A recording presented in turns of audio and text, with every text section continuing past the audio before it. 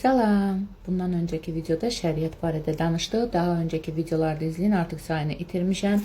Burada eti bölməsində etinin dini fikirləri, dini fəlsəfəsi, əsl, həqiqətən doğru olan fikirləri mənim fikirlərimdən uyğun gəlir. Mən dindar deyiləm. Mən Allaha inanan bir kəsəm.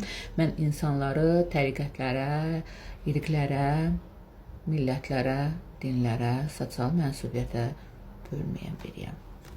Mənim üçün yaradan var, ilahi ədalət var.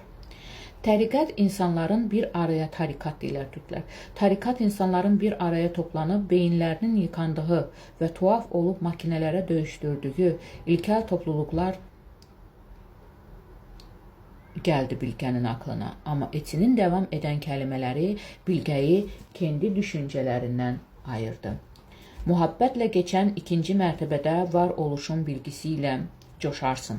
Sanki evrən sənə qapılarını açar. Yıldızlara baktığında artıq karanlıkta parlayan noktalar deyil, yaratılışın hikayesini görməyə başlarsın.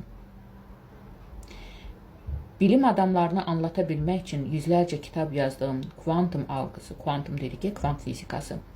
Kuantum algısı gəlişir doğallıqla və bu algı kişiyi üçüncü mərtəbəyə ulaşdırır. Yəni, hakikat mərtəbəsinə, həqiqət.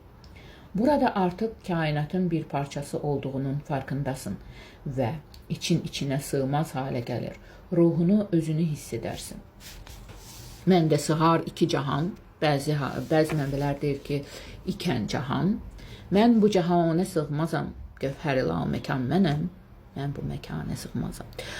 Məndə sığar ikən cahan və yaxud iki cahan, yəni mən Allahın dediklərini anladıram. Və bu ətrafdakı insanları anlayıram deməkdir. Nəsimi heç vaxt dinsiz olmayıb. Allahlı olan bir insan olub. Sufizmdə olub. Sufizm bir fəlsəfi cərəyandır və sufizm ən çox dini gözəl anlayan, Allah sevgisi olan sözün əsl mənasında Allahın sevgisi, içində Allah sevgisi olandır. Sufizmdə Nəsimi var, sufizmdə Şəms Təbrizi var, sufizmdə Cəlaləddin Rumi var. Bu arada Cəlaləddin Rumi özü Rum əsilli olubdur. Sonra müsəlmanlığı qəbul edən latın dilli biri olubdur. Amma türkçə danışıb, çünki Osmanlı dövründə olub.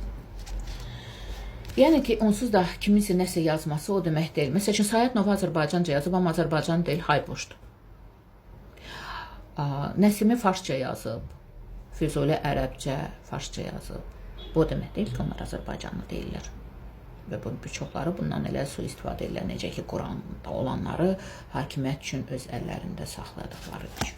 Oy, mən hər dəfə belə eləyirəm, düşür bir saniyə. Dəqiqə. Səhdim.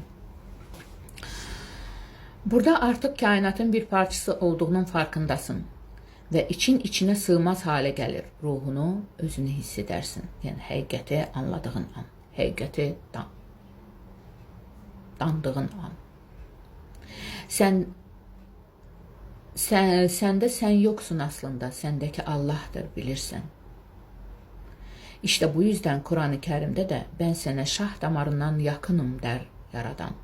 Yakındır ama bu mərtəbəyə gələnə kadar biləməzsin. Mən sənə şah damarından yaxınım deyim. Şah damar, insanın şah damarı. Çünkü sən onu hiss etməlisən. Bu diri Allah içimdədir, bax o söhbətdə.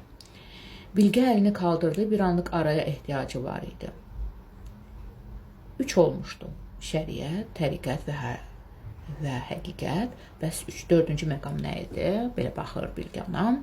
Eti 4-lüyə baxır. 4-cüsü nədir sorur. Eti açıqladı. Hakikat mərtəbəsinin sonunda fark edərsin ki, Allah hər kəsdədir, hər şeydədir, hər yerdədir. Bunun idrakinə vardığında 4-cü mərtəbə açılır sana. Marifət, mərifət. Eti sustu, geriyə ulaşa bildi. Bilgənin kəndisine ayrılmayan gözlərinə baxdı.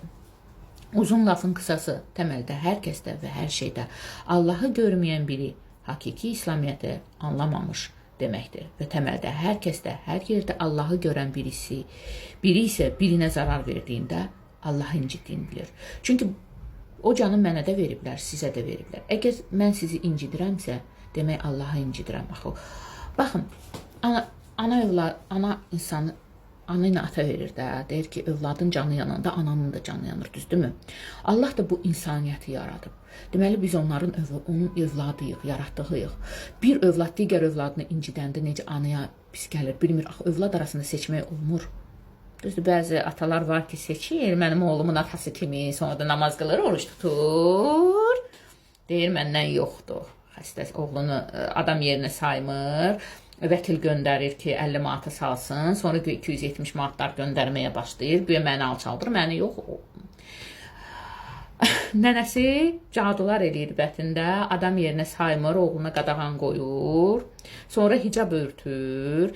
Allah üz-üzə gətirir ki, bir başına sığal tək günahını bağışlayayım. Bax, haqqa girənlər budur. Sonra namaz qılırlar, oruç tuturlar, bəlkə də həccə gedirlər. Kimin haqqına girdi? Atası ilə nənəsi girdi Səlimin haqqına. Allah onları da yaradıb, bunu da deməli. Səlimdən qabaq, məni yox, Səlimi incidirsiniz. Səlimi incidirsinizsə, Allahı incidirsiniz. Ay Səlimin atası və nənəsi, ögey bacı qardaşları, hansılara ki demişəm ki, mən uşaqdan pul tələb eləmirəm ki, uşağa deyirəm ki, gəl qardaşının başına sığal deyil. Ay psixoloq Nəzrin bacı, ay adada oxuyan Kənan qardaşı, siz Allahı incidirsiniz, qardaşınızı deyil. Bir də ki, mən boşanmasaydım, sizin ananız atanıza getməzdi, siz də dünyaya gəlməzdiniz, mənə də borçlusunuz. Neyse, yarı zarafat, yarı gerçək. Sadəcə, yarı zarafat, yarı gerçək deyəndə ki, sözün əslini dedim və bilən fake profillardan baxırlar. Baxın, baxmağınız nədir? Çünki siz mənim kimi fəlsəfi xəstə qardaşınıza atanız xərcləməyən pulu sizə xərcləyib, repetitorlar tutub, adalar diplomu verib, amma bu sizi ucaltmır. Ən böyük diplom Allahın diplomudur. Siz qardaşınızı incitdiyiniz qədər, saymadığınız qədər Allahı saymırsınız, sən də həmçinin atası və o hicab örtən nənəsi və o bibisi və əvvəldən dindar olan əmisi.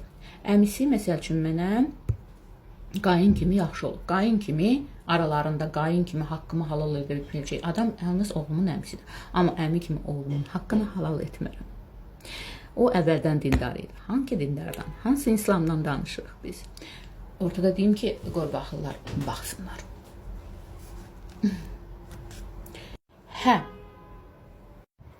Hə, əzizlərim.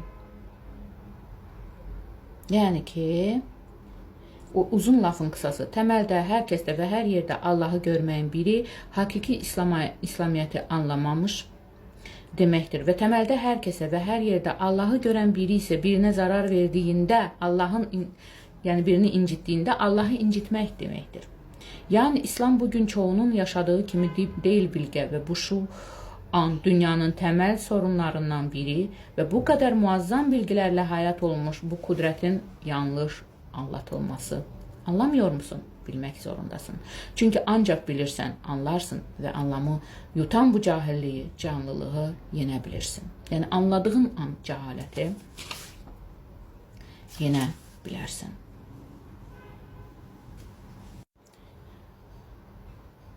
Allahın canından intiqam alırcasına kulu kuldan dinlə ayıran və insanı insana kırdıran şey ancaq şeytanın hizmətində ola bilir. Təriqətlər, dinlər, dediklərim, ibadəti candan hinç alır gibi kullanmaq cəhənnəmi dünyaya indirməkdir. Cana zarar verən Allahı incidir. Bilmək zorundasın bilgə. Bilmək və hakiki insanın var olmasına yardım etmək zorundasın. Yoxsa sənin hər görməzlikdən gəlişində işığımızı yağmalayana davam edəcəkdir. Və sonra Elki Bilgiyə belə bir kitab verir. Deyir ki, aç kitabı gör, anında nəsə nə gələcək də. O suallarına cavab vermək üçün bir götür ifadəni oxu. Bilgi kitabı açır, bilirsiniz nə gəlir? İlim bir noktaydı, cahillər onu çoğaltdı. Hazreti Əli. Bu da bilgənin Allahdan, kainatdan, evrəndən aldığı cavab. Məndən bu qədər. Gələcəkdə də bu tip videolar olacaq. Bilirəm, baxış sayı saymayacaq, amma mən pul qazanmaq yox, savab işləmək yolunu bu videoları çəkirəm ki, sizlərə də faydalı olsun. Sizləri sevirəm. Hoşça qalın əzizlərim. Hər zaman Allah içinizdə olsun. Allahı sevin, Allaha sığının. Allahın sopası da, mükafatı da böyükdür. Hələ bu dünyada. cahillərdən də uzaq ol.